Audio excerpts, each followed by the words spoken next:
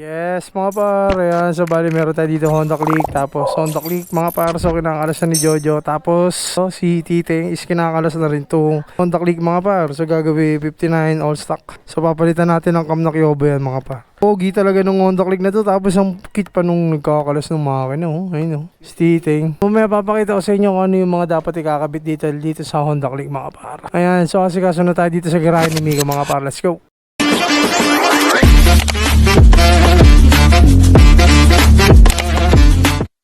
Yan mga par, so bali 59 all stock. So papalitan ng block, tapos ito yung cam niya, tapos papalitan din ng valve spring, valve seal, tapos cam gear adjustable, ayan So papalitan niya, tapos lilinisan na lang yan dito mga par. So dalawa schedule natin ng Honda Click, so bali nintay na lang yung isang Honda Click.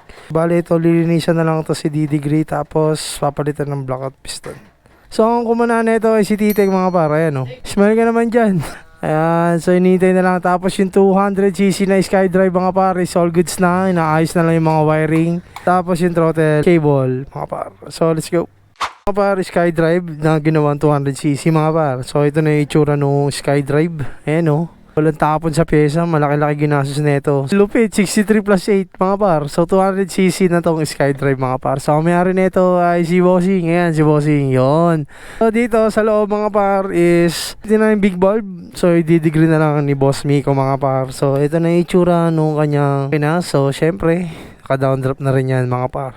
So i-degree na lang to, tapos mamaya kakabit na lang sa chassis mga par. Let's go. So mga par, ayan, Honda Click ginawang 160cc, so 59 big bulb yan. So ang kinabit dyan is MTRT na block, tapos taka na head 25-30 mga par. Pinalitan natin ng Kyobo na cam, tapos cam gear adjustable. So parating ko sa inyo yung makina, sobrang tahimik lang yan.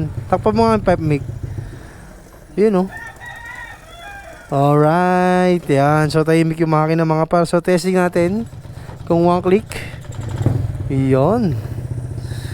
So all goods na yung Honda Click na ginawang 160 na 59 big bulb mga par.